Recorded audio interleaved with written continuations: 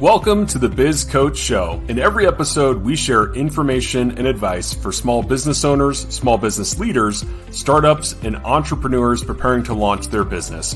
Our mission is to give entrepreneurs the edge they need to succeed. If you're in need of business coaching, head over to mybizcoaches.co and book your free coaching consultation today. The Biz Coach Show is presented by Eric Whitmoyer, the owner of My Biz Coaches, a business coach, serial entrepreneur, author, and speaker, as well as David Macon, a certified professional in talent development, growth expert, writer, and small business strategist. Well, hey, Eric, how are you doing today?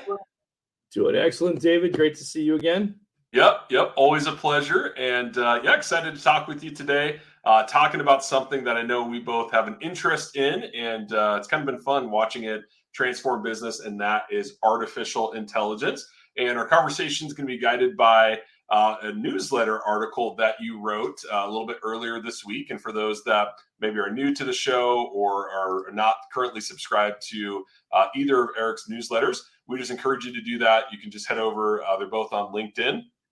So he's got the Entrepreneur's Edge and the Biz Coach Notes. Definitely encourage you to sign up for both of those. A lot of great content. So if you own a small business, work in small business, definitely want to check those out and get those tips from Eric every week. And might as well like and follow Eric while you're there. Connect with him. He's posting and commenting on stuff all the time. So above and beyond the articles, always some good stuff. But Eric, you're kind of in your 8-week series here. We're in week 2. So the series is 8 extremely important business trends to prepare for in 2024. And this week, we're focused on artificial intelligence. And so maybe let's kind of walk through that. And there's a number of ways that AI can help small businesses, but one of them is all about the customer experience. Can you tell us about that? Yeah, absolutely.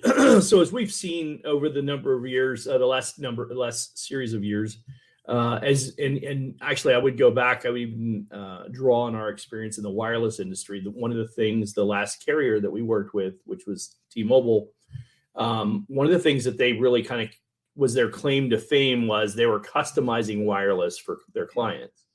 And that's become an ongoing trend in a lot of the, B2C space.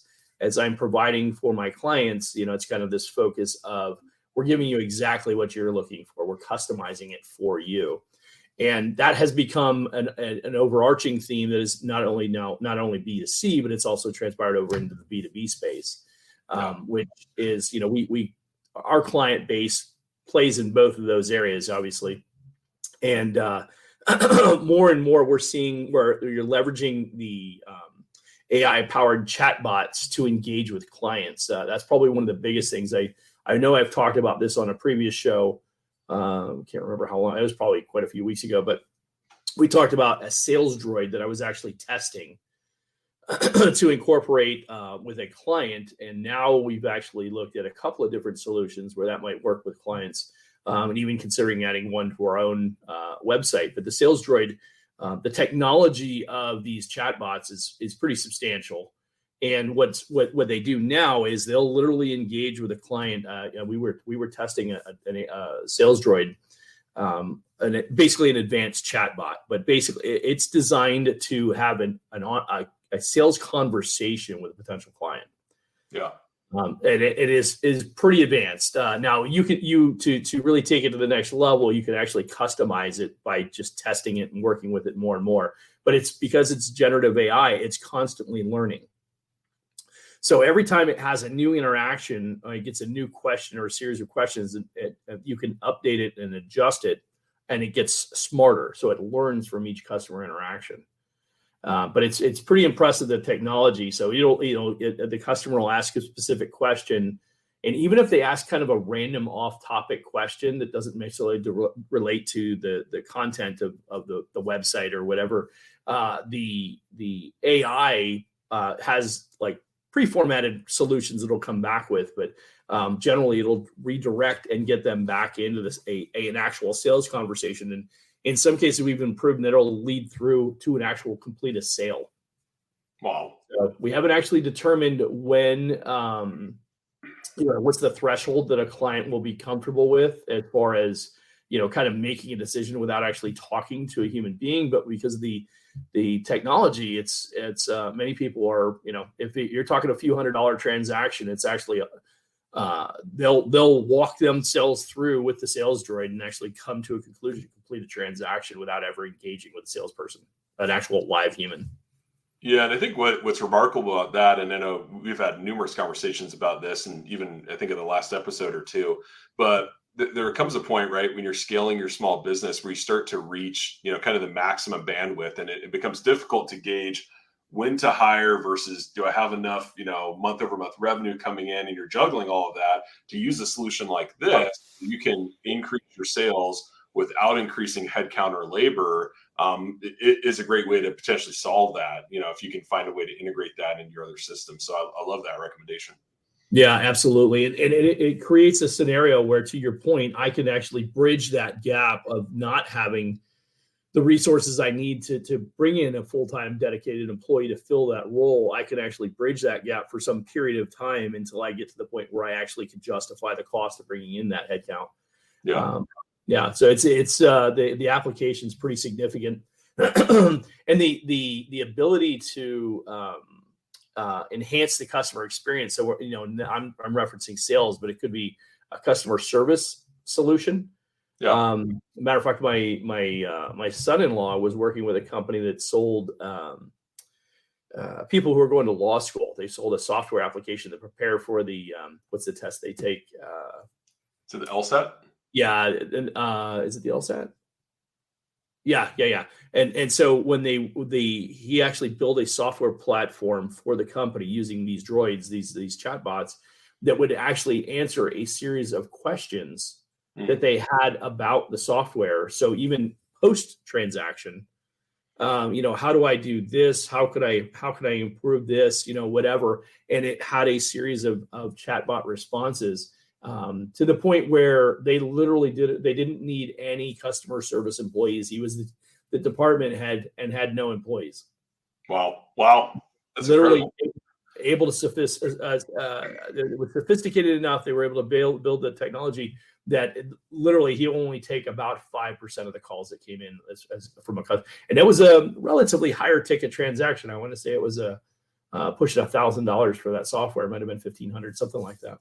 Wow. Yeah. And to your point, right, focusing on the customer experience of that, it was interesting. I had a customer service nightmare I've been dealing with for about a week and a half of calling in. I've been totaling it. I'm up to 8.5 hours of phone calls into customer care trying to solve a stupid thing that I won't name any names, but they know who they are. And I mean, if I could have just gone in and told a chatbot, this is what I want to do, and then it presents me with the options and I'm done. I mean, so much better. So, increasing my loyalty, right? All the things that we've talked about in the past, without having to use up, somebody's time in a call center that we're paying hourly, right? So, to me, like that's a no-brainer. If you can do that for, the top 50-60% of your transactions or more, right? You're making the customer experience that much better too. Yeah, we actually the exercise is to literally go to to narrow down to 80%. If we can get to 20% or less that actually get pushed through to a live call, you can. And so ironically, you may not remember this, but last week when we talked about speed of service, there was a statistic in there that I shared out of Jay Baer's study that he had done, and I want to say it was 34%. 34% of the people said that they would prefer to deal with a chatbot. Yeah. So and that's pretty substantial in and of itself. It speaks to your point of, I just want to get to the crux of the matter and get it resolved, right? And jumping through all these hoops. And, all of us have been on a call at some point or another with some type of company. It might have been a wireless company that, or some kind of software support company. That's another big one, right? It's like, that's a tier 2 technician you need to talk to resolve that. Yeah. And that's my book only goes up to, page 7. They have pages 8 through 14. So with tier 2 tech, they go to that. People are done with that. And there's a lot of things that we can do to automate those entry, and the tier 1, the first thing they said, did you unplug your computer and plug it back in? Really? Eric, you're triggering me here because I'm on tier 3. Okay, I'm already at tier 3 right now, trying to solve this. So, yeah. Uh, but no, something else you said actually. I mean, it sounds weird coming from somebody that specializes in talent development, right?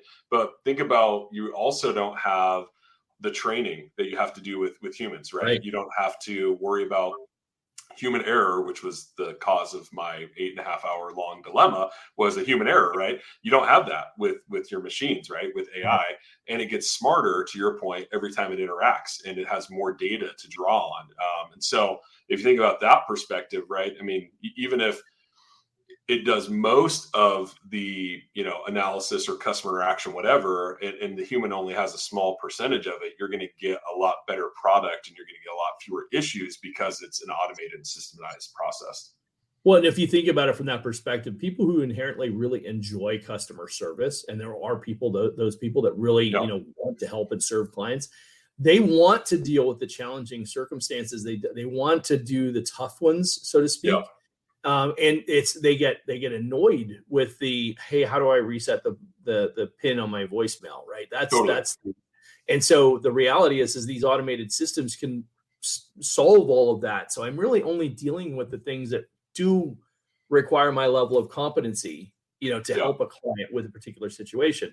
And then, then they're more fresh, I guess, for lack of a better term, that they're willing to and capable of kind of weeding through the nuances of that particular scenario for that client.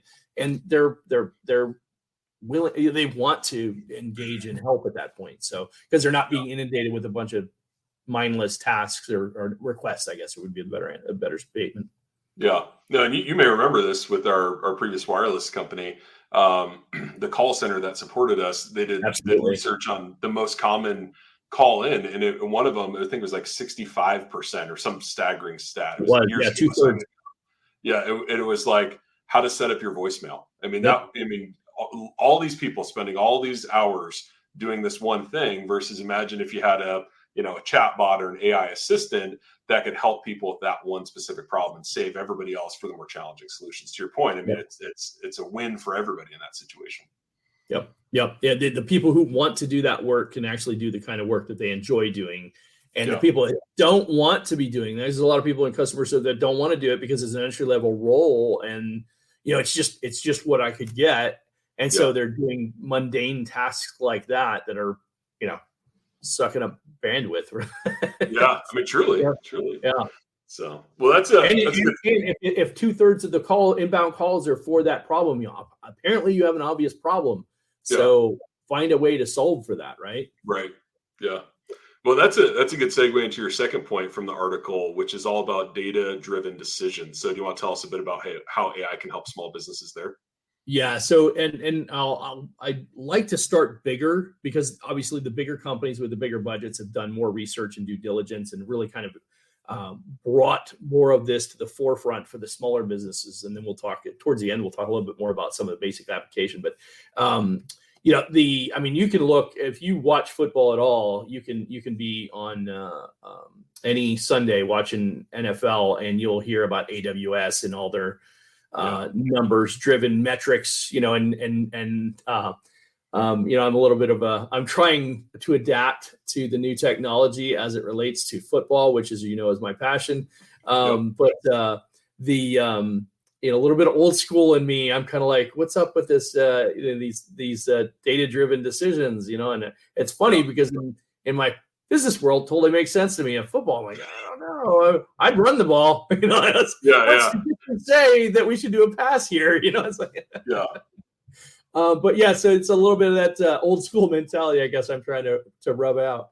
But you can look at all sports, and as it relates to sports, you can actually go back to the movie Moneyball, which was about the Oakland Athletics, and what they did is they brought all of these metrics into the sport and recognized that statistically speaking, over a timeline, and in baseball, playing 162 games, the laws are the averages always play out.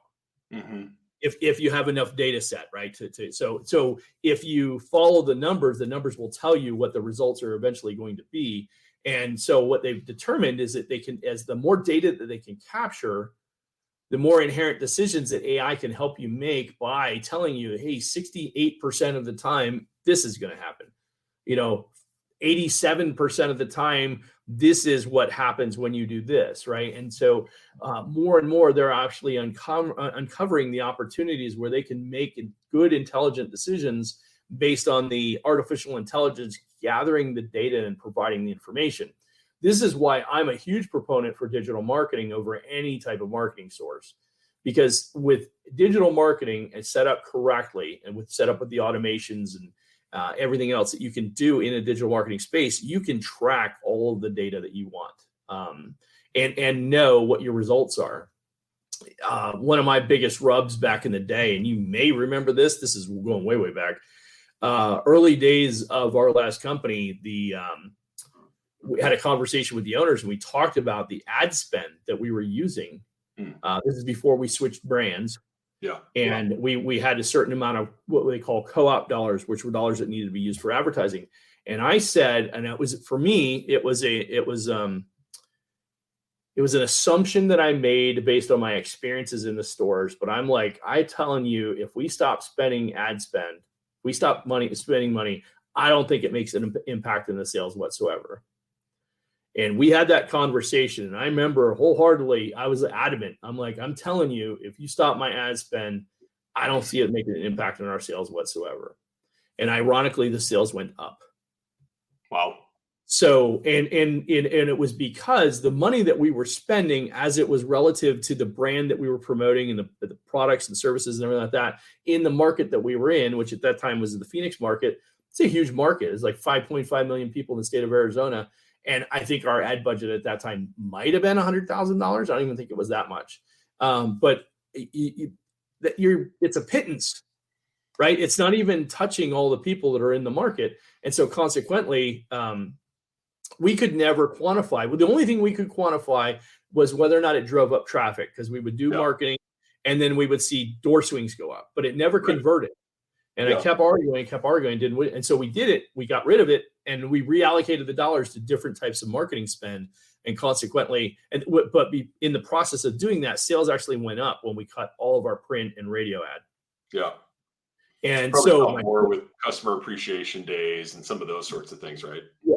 Oh, and sponsoring the sports teams and things like that. And but that lift came when, so everybody was like, no, we can't cut spending. We cut ad spending. It's, the sales are going to drop off. And it actually had a reverse effect. The numbers went up. I'm sure they went up because there was probably more aggressive approach.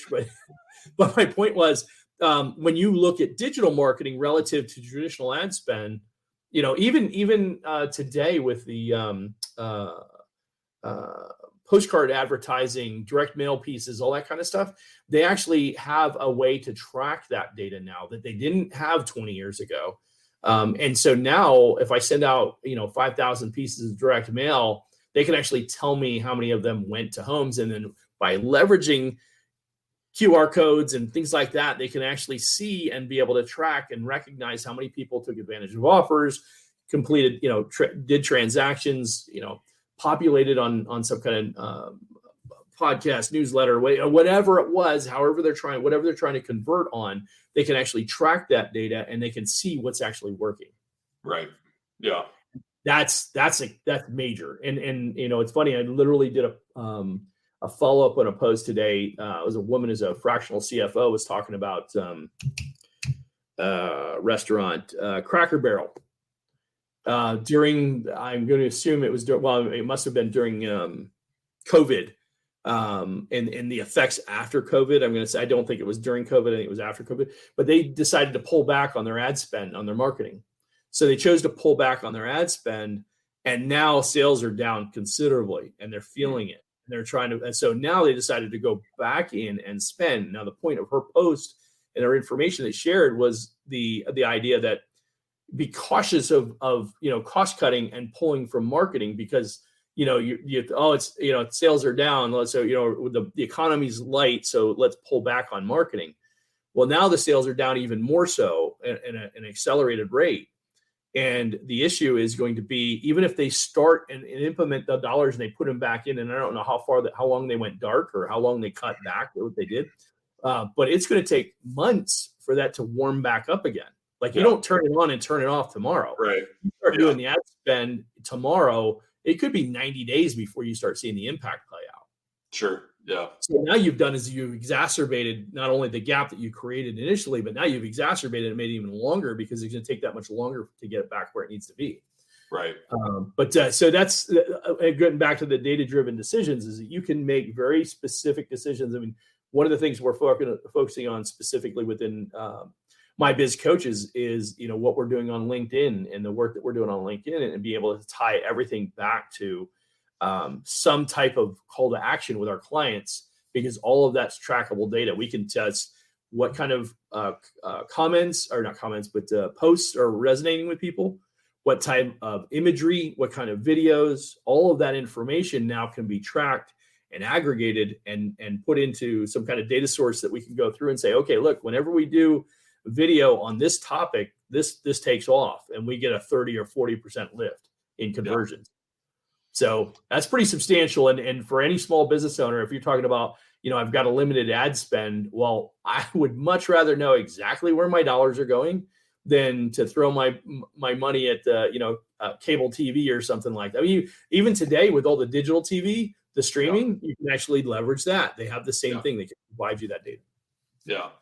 No, it makes a lot of sense. And I think what's interesting, right, is you can understand the market better as well, right? So you can understand what keywords are people searching that you want to target your ads to, or what are they searching that nobody else is creating content for? And then you can kind of monopolize that niche. And so there's a lot of different things you can do. And I think one of the other things that's cool is, you may know traditionally, like, hey, this is an important metric for this type of business in this industry. But with AI, you can also utilize that to find patterns within the data that may come up with metrics you didn't even think to consider. And AI can leverage all of that data to provide insights that, a human may not think to do. So it's pretty cool. Yeah, absolutely. And the more that you aggregate that data, right, the more that you bring together, the more consistent and the more not just accurate, but how telling the information can be to really help you make those decisions. Yeah, absolutely. Well, your next one really resonates with me, Eric, which is personalized marketing. And before you dive in, okay, let me just say, you've probably heard me say this before, but there's a lot of people that, they want to fight. I don't want big tech to have my data, right? And I think it's great. Keep fighting the fight. I've kind of just accepted they have my data, and it is what it is, right? With that, though, Eric, and I'm hoping you tie into this, with that is, if you have my data, all about my interests, my likes, my hobbies, whatever, I should never see an ad that isn't interesting or relevant to me. That's my personal stance on it. And so if you're a business that's not using AI and I'm seeing your ads and it's not something I care about, you should be. So I only see the ads that resonate with me. That's my stance on it. So if you're going to have all my data, then I should only see ads for things I care about. So with that, Eric, tell us about AI and personalized marketing.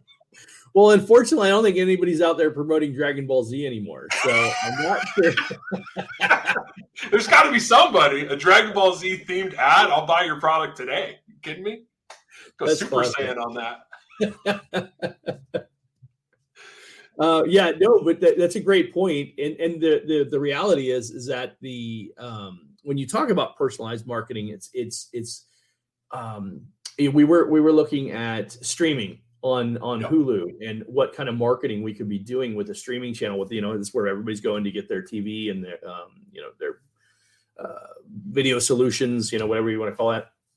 And we're going through the data, and like, you can even determine, because to your point, they have a lot of this data. You can determine, I don't know. So we could actually get as close to figuring out what people's roles are in companies. Yep. So you can certainly socioeconomic, geographically. I mean, I can have it show in certain areas and not in certain areas. I mean, it's pretty substantial as far as how you can quantify the data and who's seeing what, right? But in the old days, it was, well, where are the people that you want to market to, right? So, for instance, if I'm trying to target business executives, I'm not marketing at Field and Stream. Not likely anyway, right? If anybody here remembers what Field and Stream is, I think it still exists. Or Guns and Ammo. That might be another one that probably doesn't rank high out there. But I can go to Forbes magazine, Inc. magazine, any one of those magazines, and I can get. You can definitely do that today with digital marketing. Not the same way, but very similarly, I can know what those people want to watch on TV. Yeah. So, for instance, David, you might know some of my favorite TV shows are Billions, or another one that I really like is Suits. Right, they're streaming. It's old. I didn't watch it when it was popular. I'm watching it now, but and another one was Succession. Right, they're business-oriented type shows that I would watch all day long. And if there were commercials on those shows that associated with what my interests are, I mean, it's a no-brainer that it ties directly in, right? Yeah. So the key is to recognize what your passions are for your people, and then what AI helps you do is identify where those people are, and then be able to market them individually.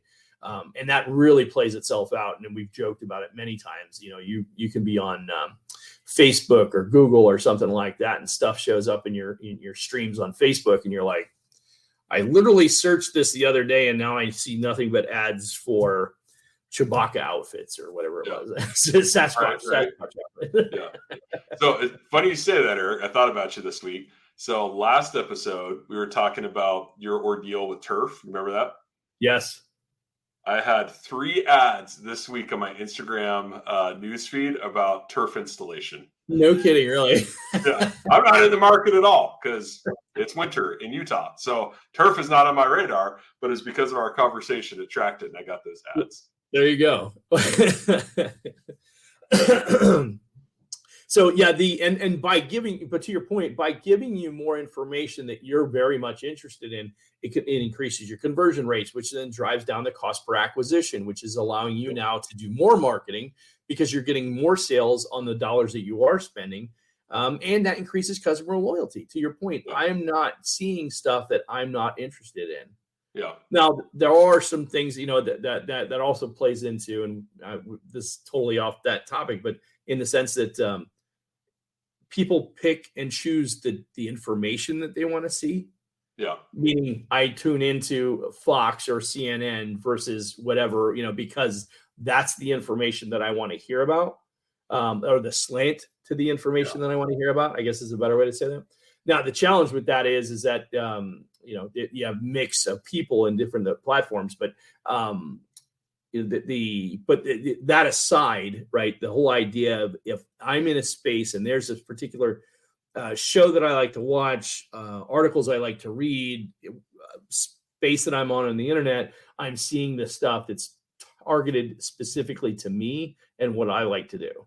Yeah, absolutely. And that's and again, that goes back to, like I was mentioning briefly, the increasing conversion rates, which is going to drive down cost per acquisition, which I got more money to spend on advertising. I can scale my business faster on the same budget because I'm converting better. Yeah. So I think, all of that's great. I think one thing we haven't necessarily touched on, but I think is important too, is how you market to your existing customers, right? So kind of taking another approach to it. I think what I've seen more and more as a customer, right, is marketing that is tailored to me based on my past purchases with the company. So, hey, David, we've noticed in the past you've bought this, and this, or hey, around this time of year, you tend to buy this thing, right? Oh, shoot. Yeah, I forgot about that. And I think I've seen recently, what is it? Air filters, HVAC air filters, right? So you swap out the air filters, right? All that kind of every couple months or whatever. So now it's proactively, I forget what it is. It's one of the big box, home improvement stores or whatever, but it's proactively sending me a notification that says, hey, it looks like it's time to buy your next round of filters, right? Yeah, so it's been about 90 days. Totally. Yeah. So, and then you can have it just auto order. And so there's those types of things that you can do that increases, the customer lifetime value. And I think that, if you do it the right way, the customer appreciates that. It's not pushy. It's not, hey, we're shoving product in your face. It's, hey, got a history of doing this, and we're going to try to make it easier for you. And most people are open to that. I think subscription boxes, right? All those sorts of things is, hey, for only a couple bucks more, you could throw in, bacon to your meat box or whatever it is, right? And I think the more companies get on board with that, it's a great way to market to your existing customer base. Absolutely. Yeah. We use one of those meat subscription services, and that's, the last couple times you bought this, by the way, we're offering a promotion on that. Would you be interested in adding some? It's like, absolutely. Yes. Throw that in there, please, and that's a great point. I think what's interesting, and a lot of the business that we work with lack the resource, not the resources, sorry, they lack the technological, they have not implemented that type of CRM solution. Right. So it's a manual process in many cases, because they didn't set it up like that. Because we do a lot of legacy companies been around for an extended period of time, and didn't have or did not think to implement those types of tools. And so when we come in, we're like, here's what we recommend you do, but that requires a big move, right? It's an adjustment, that's a change. And often they're not positioned. They don't have the internal resources to implement and put these tools into place. So then it's like, okay, let's bring in this service. Let's introduce these people. Let's have them set this up and have this client, and then we'll coach them through onboarding the solution. But that the reality is that so many smaller businesses would be that much more efficient and effective with it if they would just see that it's worth the investment. And because it's not like it was. I mean, 10 years ago, that was ridiculously expensive. Nobody could afford it. And it was below a certain level. Now it's not unreasonable for your average small business owner to be able to implement that. And you're not talking about a massive investment. Yeah. Totally. They just have to open themselves up to it. I mean, to your point, we have our landscaper solution, our landscaping company. They reach out at least 3, maybe 4 times a year. One is like mosquito season, one is scorpion season, one is I can't remember what the other one is, but there's like 4 different times of the year that they reach out, and they're like, hey, it's that time of year, you might benefit from this. You did this last year, we might want to do it again. But to your point, it's just recognizing the solutions that would be available, that would be beneficial to you based on your previous. And that right there, that's probably one of the easiest ways for, as a business coach, for what we do, to walk into a client and help them find that $100,000 that we tell them that we can help them find. Yeah. For a lot less than it costs to acquire a new customer, right? Absolutely. Yeah. Awesome. Well, hey, let's talk a bit, kind of move on from marketing to streamlining operations. So kind of tell us a bit about how AI can help there. Yeah. So and I know we've talked about this extensively on other shows in regards to the different things that AI will help them do.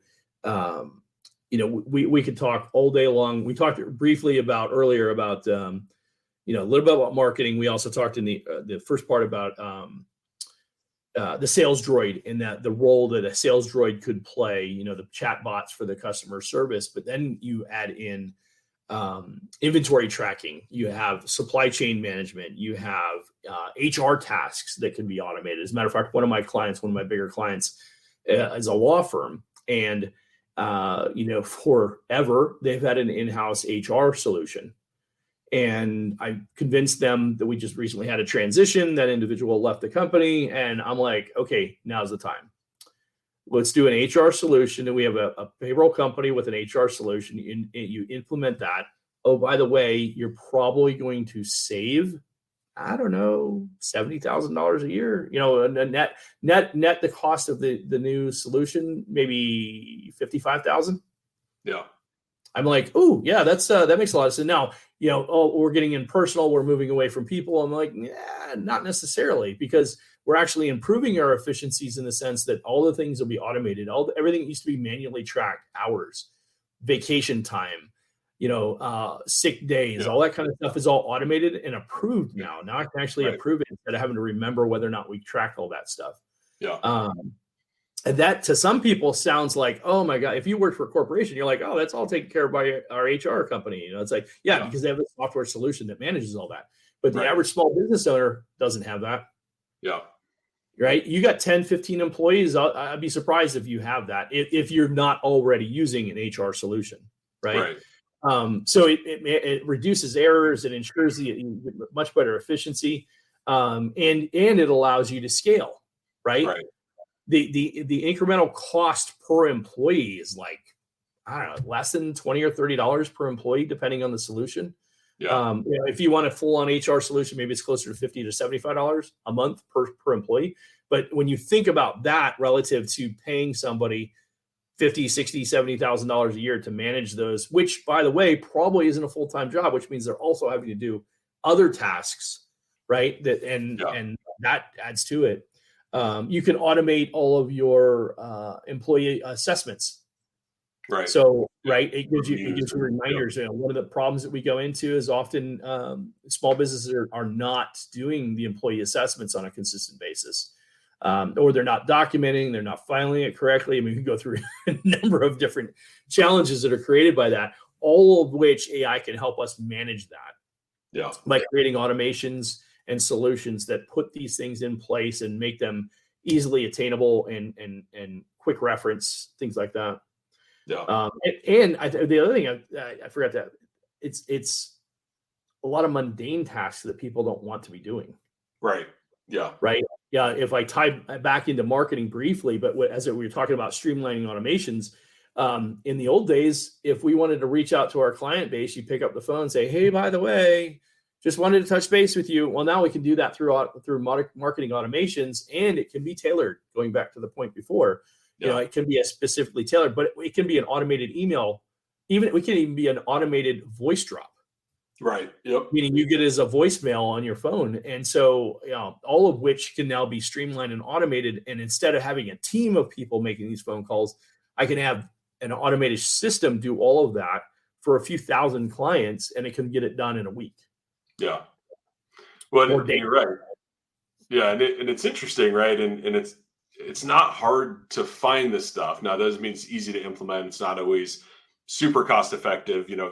Various solutions give you different benefits, right? All that good stuff. But if you just take a minute and you think about, kind of each person or department in your business, right? You've talked about sales, you've talked about marketing, you've talked about HR. But if you just do AI automation or optimization for fleet management or for field employees or technician management, right? You go through, there's going to be half a dozen software things that specialize in that, and usually they integrate with one another, with your CRM or your HRIS or whatever, right? And they're all talking to each other. And as you start to kind of piece those things together, there's probably a solution out there that can make whatever that part of your business is that much more efficient and allows your people to solve the bigger challenges, right? Go back to your customer service scenario, is let them do the complex, strategic work, the people side, the relationship management, right? Those sorts of things. But, payroll approval, right? Vacation approval, automate, workflow, that kind of stuff. So it's a click of a button instead of, having to do invites and manually input time cards and all that kind of craziness. Yeah, absolutely. We were on I was in a networking meeting yesterday. There's actually 3 points I want to think of now. I just thought of as you were talking. We were in a networking meeting yesterday, and there was a conversation about cold calling. And as you know, I'm not a big proponent of that. I'm not saying it doesn't work, and I sure as heck would not say that there's not some place for it. But it's not my space. It's not. I've never been successful with it, or at least not to the degree that I would brag about. But my success was certainly in following up with my clients, and more specifically, my ability to niche down and find the ideal client base that would be able to build me a huge referral base and continue to get referrals from referrals and build my business that way. That was always my claim to fame. That was, creating a strategy and a system. Like, it literally antiquated at that, but it literally, I took my 3-inch 3-ring binder and I'd flip through it, and it's tabbed off every month. And as the contract renewals came up 30 days before, I'd know that these are the 57 people I sold 2 years ago or a year ago when I wrote the contract, and I'm going to renew the contract. And I know I've got 57 opportunities to close 57 more sales. And by the way, most of them will probably have a 20 to 25% need for an additional product or service that I can add on. Yeah. Right. So I'm starting every month in the plus because I know that I'm going to get a big percentage of that business. And so for me, it was more valuable for me to invest the time to do that than to spend 3 hours doing cold calling. That was just my take on it. Right. Yeah. Well, all of that, everything that I just suggested could all be automated. Right. Yeah. Right. And so during the conversation, somebody was saying, well, I hate doing cold calling. I said, well, here's one thing I know about human nature, right? People development, right? Yeah, right. If you don't like doing it, it ain't going to get done. Yeah. You're going to find every excuse not to do it. Yeah, you will come up with every reason not to do it. Why beat yourself? And so even if somebody's telling you it's a great way to get results and you can generate business, it may be. But at the end of the day, if you don't like it and you hate doing it, then why would you put yourself through it? Oh, by the way, you're self-employed. Why beat yourself up like that? Yeah, it's true. So it was just really, and if I really, really wanted to do it, I could probably automate it through some AI solution. Yeah. Right. Right. I mean, at minimum, you could use a caller dialer system, and you'd only pick up when people pick up the phone. Right. I mean, like, they weren't even using that as a resource. Well, and then Eric, now let's expand that. Okay. Let's have some fun with this. Okay. Because then what you could do is you could do an AI clone of your voice. That software's out there. Have it leave a customized voicemail in that customer's name with your voice. So it feels like it's personalized to them, right? If they don't pick up, but you can even go a step further before the call or after the call. You could also schedule, a text or an email like, hey, just want to let you know I'm going to follow up with you in 2 days about your upcoming renewal. Text in the morning, hey, I'm going to call you around noon today to check in on, when we can set up a time to have you come in. Then a text after, hey, looks like I missed you, right? And you didn't have to do a thing. It all did it for you, right? I mean, just think about the power of that. It's incredible. Totally. Yeah, it's funny because I in the crux of that conversation, I didn't think through that as deep as you just suggested. There's a solution for that if you really want to do the cold calling. Because the reality is that, I mean, all my experience in cold calling, and I did a fair amount of it at one point, you do 100 phone calls, you might get 6, 8, 10 people to pick up the phone. Right. Yeah. The other 90 some odd calls are dead calls. Nobody answers, right? Even if you double dial, maybe you push that to 12 or 15 people will pick up, right? But you're also increasing the odds that they're going to be irritated because you just called them 2 times in a row. Right. Yeah. So, I mean, there's tactics that work for sure, but the reality is at the end of the day, for me, I just didn't see the value in it. But to your point, you could literally create an automated solution for that if you wanted to, which, matter of fact, I'm certain that there's a number of companies out there that offer a solution like that. Yeah. Well, here's my prediction. It may even exist today, but I'm sure that there's going to be software where you could find a person, and LinkedIn's a great example, and have it build, a sample profile for that customer. It scrapes their whole LinkedIn profile, who they know, where they've worked, what they've done, and builds you a little, here's 4 bullet points that you can use to connect with that person, right? And save time, because there's, probably the best outbound sales reps that they do that, but that's a time consuming process of going through and, where are they an alumni of? And then half the time they can't say my name right? And all that kind of stuff, right? But if you had AI do that for you and then automate the communication, I mean, that just saved you, 15, 20 minutes per contact that you can spend closing more deals. We're going to have to scrap this call. You just gave away $1 million idea right there. We can't be doing that away for free. Patented, done. This isn't live yet, right? Yeah, we got to control when this airs. So yeah, we got time. But yeah, that's where it's headed though. And I don't know that people think about that or get as excited or maybe geek out like we do on some of that stuff. But this is coming fast, and a lot of it's here. And to not use it is really setting your company back. Yeah, well, and that was the whole point of the article when I wrote it a couple of weeks ago. The initial, you called it Article 0, but here's the 8 things I'm going to cover over the next 8 weeks, and the reason I chose to do it then is because we're going to finish up around the first or second week of December. Yeah. Then I'm going to take all of that. I'm going to put that all together in a white paper, because we're going to run a workshop in December and then again in January and have people prepare. Okay. Strategic planning for 2024. Yep. Here are 8 things you need to incorporate in your business. As you were saying about all the different softwares, it's interesting. Most people don't understand the value of the software called Zapier. Oh yeah, you're right. And many of the things that you're talking about, having this software talk to that software, that's exactly what Zapier is designed to do. Yeah. And it doesn't require significant coding experience. As a matter of fact, I could figure it out. And so we were able to take. Must be really easy then. Yeah, Jeez. right. It is. You can literally have this software talk to this software by putting just a slight piece of code in there, right? And it's actually pretty significant what you can do, because now you can have, to your point earlier, I can have my point of sale software, which it's already set up to do, like a point of sale software set up to go to a QuickBooks, for instance. Right. But let's say that your particular point of software doesn't have an automatic link built already to QuickBooks. Yep. Zapier allows you to do that. Yeah. And that's where, as you come up with as these new AI softwares come out, and God knows there are hundreds a day that are coming out. Right. You can take these different nuanced individual software applications, and with a Zapier link, be able to get the two to talk to each other, move the data from one to the next. And to your point, you could scrub the data. Like each one of the softwares you just described are all available today. Yeah. The scrubber for the LinkedIn profile, so I can access my 22,000 subscribers.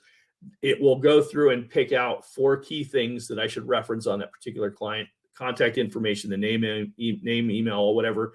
And, like you said, 4 things that I want to specifically talk to that client about. Then I've got the voice creation. I got the video creation. I can literally do a voice call to every one of those customers with an AI robot of myself, basically. Yeah, absolutely. Yeah, it's literally all available right now. And this is what's crazy about this, is, to your point, people don't see that. They're still dealing with prompts. Yeah, right. On ChatGPT. And I'm not picking on that. There's a great resource there, but the reality is it's far more advanced than that. But we don't think, to your point, not everybody geeks out like we do on all the different things that are available. Well, and you said something that's really important, and I don't want people to miss it, because I think, yes, if you took one of the solutions we're talking about and you implemented it, it would be a huge positive change for your business. But really, the next level, kind of the genius in that you just talked about, is when you connect them together, right? Because now you're getting multiples of efficiency when you do that, and to be able to do that with little or no code, little or no cost, right? Because you can get thousands of zaps for whatever. I mean, I don't know, $100 a month. I don't know. You probably but minimal compared to what you're going to save in time and labor and all those sorts of things, right? And I think that's really the key, is look for one, right? Find one that solves a lot of your problems, and then start layering in these additional solutions. And really, the sky is the limit, right? And I think that's the key. And I hope people don't miss that, because that's really the next level of AI. That's a great point, David. And as we kind of come to the end of this, that's one of the big things is, how does this work for me, right? Yeah. Our last topic is the competitive edge, right? And really, in my eyes, this really kind of sums this up. The reality is that most people are not on board with this. Yeah. Well, if they are looking at AI and they're saying, "Hey, there's something here," they're still caught with that. I don't know, so I'm not going to take action. Right. Yep. I'm not certain, so I'm not going to do anything yet. And they're just going to continue to read about it and hear about it. And it's the people that will start playing with it and testing it. And sometimes I get it. It's hard. I mean, we still don't have a big team yet. And I'd be happy to hire somebody as an AI specialist alone just to be on our team and build stuff out for us, because we could take that and turn around and offer to all of our clients. Right. Because everything that we would build for ourselves, every one of our clients would benefit from. And, oh, by the way, we would know how to use it, so we could show them exactly how to do it. Yeah. But go ahead. And you bring a really good point too. We've talked about this. If you're not the tech person, right, in your business, right, even if you're the owner, you may have somebody that is. And this is a great opportunity to tie in, we talked about in the leadership one, which is delegation, right, and using people's strengths. And so maybe, pull a few things off of somebody's plate that kind of has an interest in this. Maybe they're a little techier, right? I don't even want to say younger, because there's 20-year-olds that don't even know how to use a computer. I train them all the time, right? So may not always be the young people, but somebody who's interested in it, and say, hey, I want you to spend 5 hours a week, 10 hours a week, whatever you can spare bandwidth wise, and find something that's going to work for us, figure out what it's going to cost, what do we have to do to implement, how long is it going to take, and have somebody do that for you, right? This isn't necessarily something you as the owner that has to do it. And if you don't have somebody in your business, you can always head over to mybizcoaches.co. You guys can schedule a free consultation, right? And work with a coach or a specialist that can help you find the AI solution. So I just, you don't have to do it alone, right? There's resources out there. There might be resources in your company, and there may be other coaches like Eric that can also help guide you through that as well. So don't think you have to do it alone, especially if you're like, I don't like tech. I don't know anything about this. I don't even know where to start. Find somebody who can help you. Yeah. I'll share with this. One of our clients recently did an event. They work with school systems, they do language translation. They were at an event in California that was tailored towards school districts. Yeah, because they do language translation in the school districts, right? And when they came away from the event, they had made such an impression with the presentation they did on the technology stuff that they were talking about. None of it was related to AI, by the way, not directly anyway.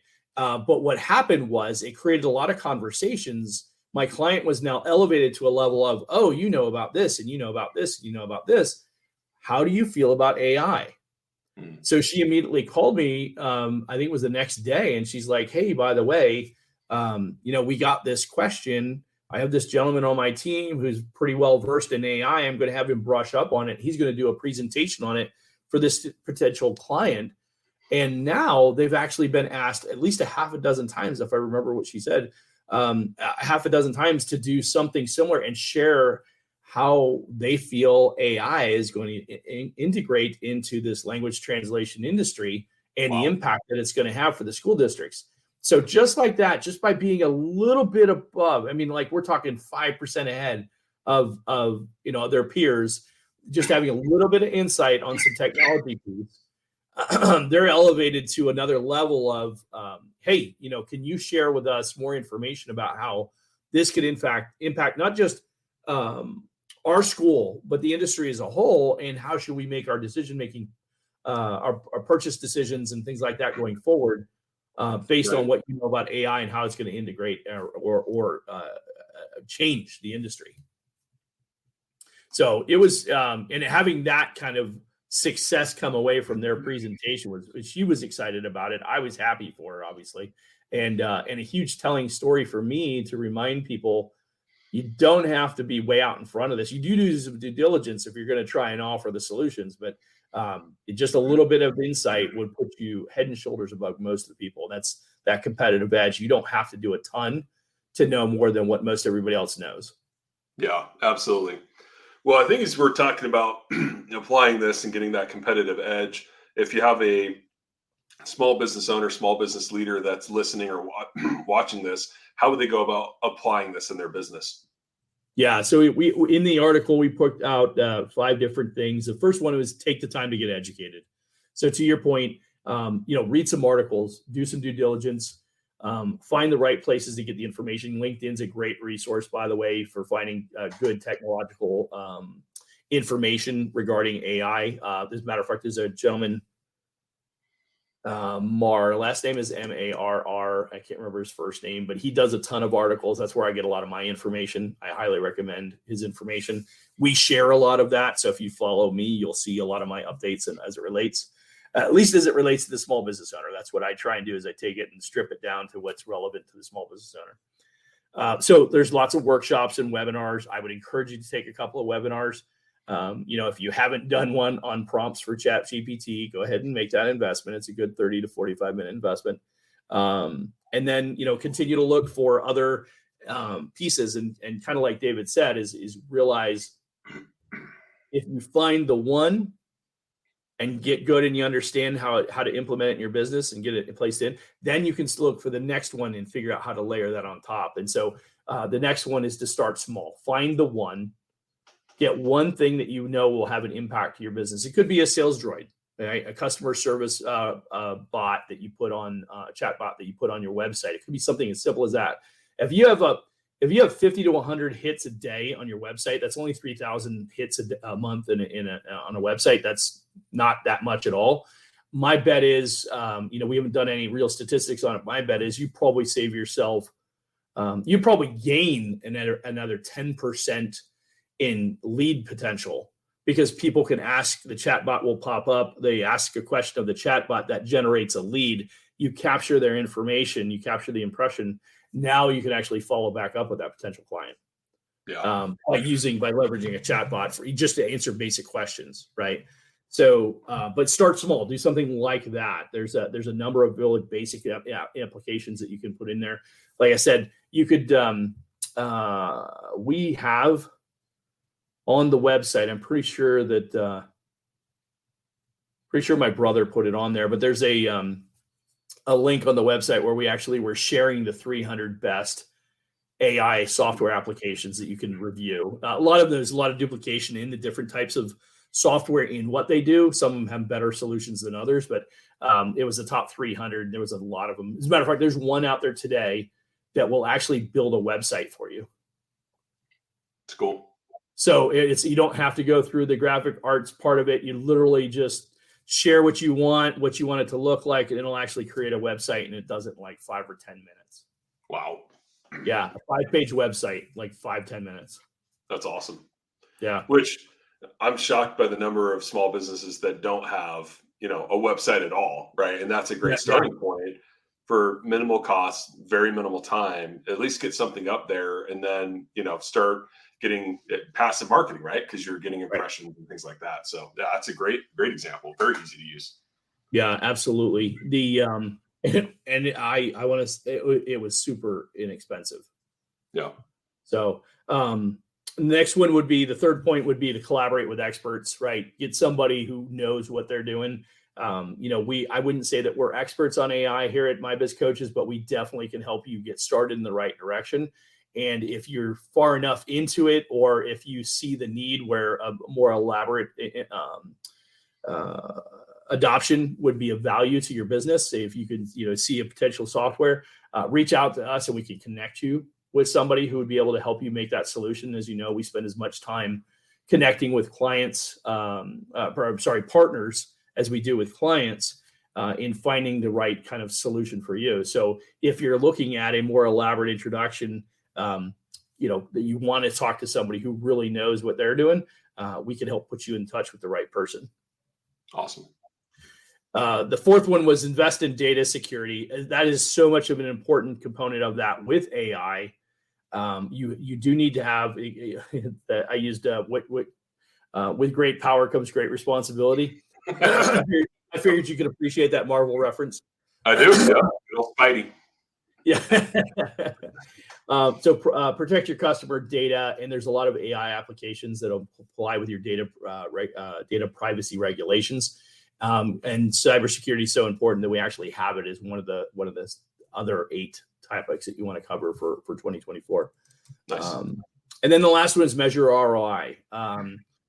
As I said, by using digitized information, by using automations, by using the links that you can use in the way that we created, like whether it's marketing strategy or sales process, or even your operations metrics, you can actually see how efficient you're becoming, because you can watch the digital transactions take place, and how quickly we can workload. That's another one we didn't really talk about a whole lot on the operations side of it. You can actually track your workload by running it through some kind of AI solution. So what I can actually do now is I can actually find out if I gave somebody, give them 50 files to process, right?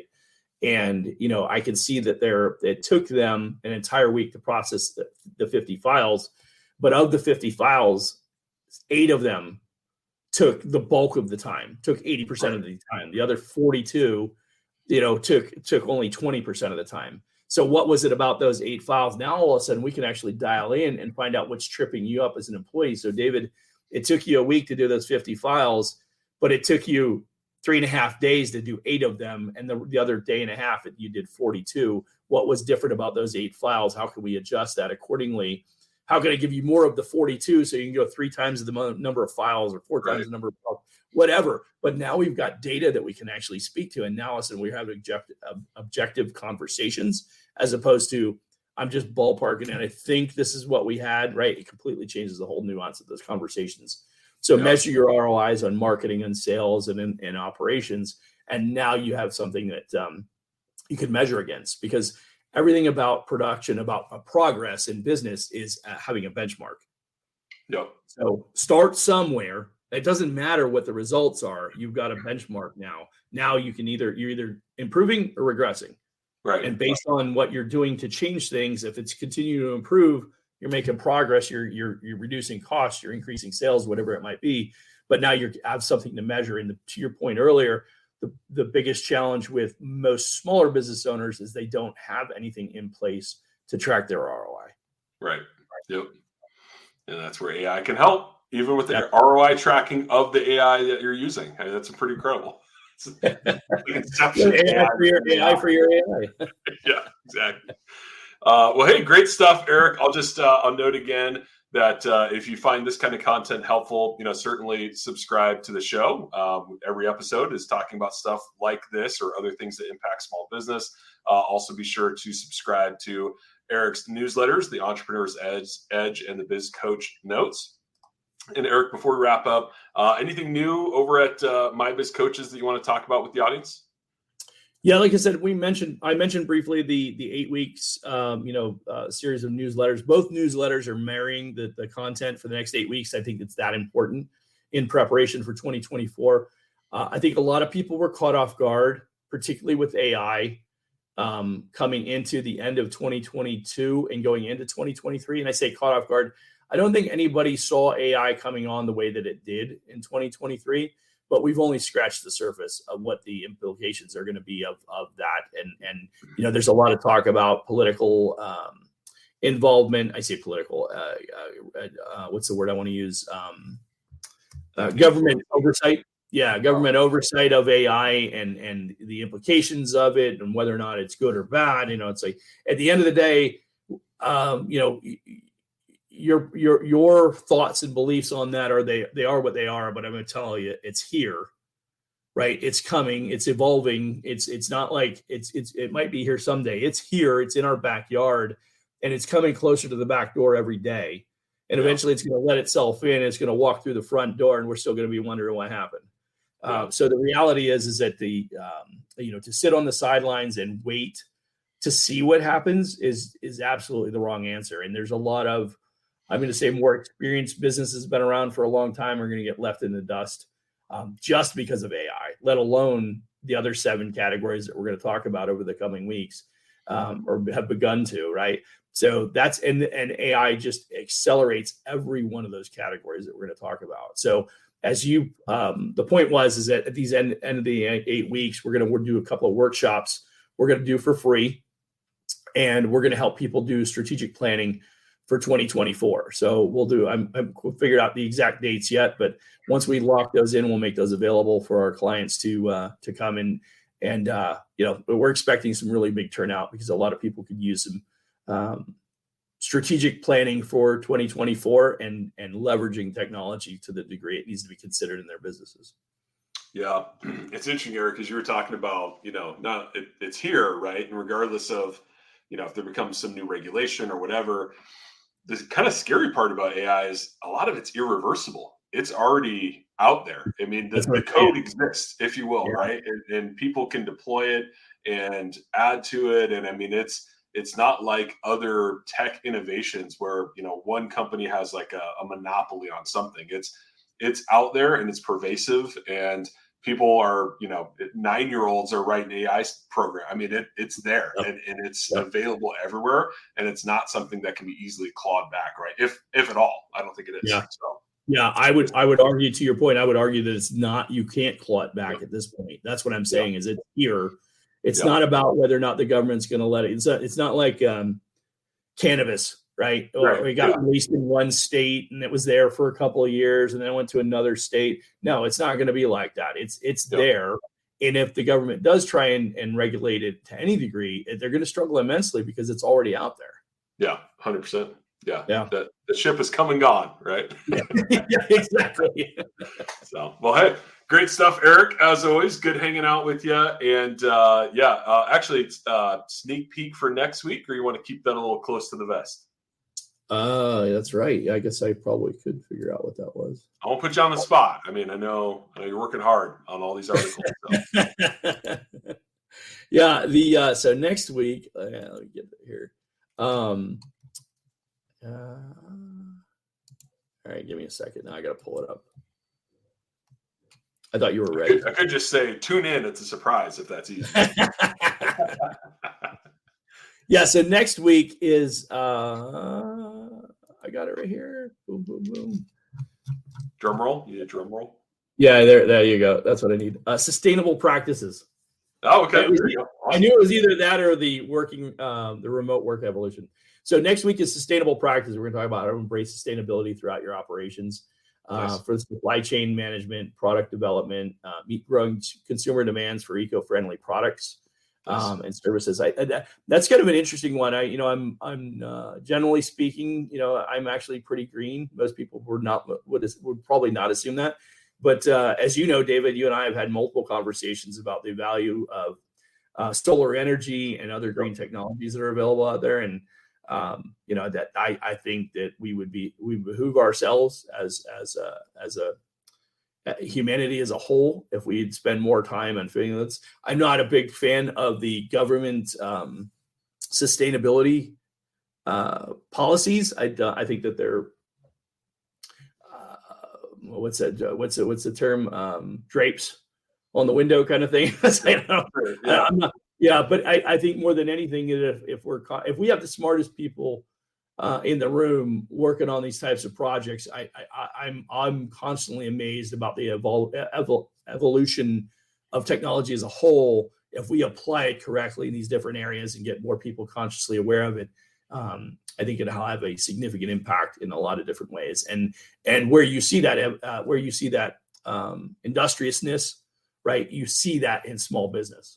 Yeah, you see it in small business application. So yeah, absolutely. Well, and to your point, right? Consumer preferences are moving that direction. So even if you don't agree with sustainability, that's where consumers are going, and that's what they tend to care more about year over year, right? And so important to understand it and then consider how you might apply it. So I think it's a good conversation. Very cool. Absolutely. Awesome. Well, hey, we'll end it there. Thanks for watching and thanks for listening. Eric, as always, great to hang out with you, and we'll catch you on the next episode of the Biz Coach Show. Thanks, David.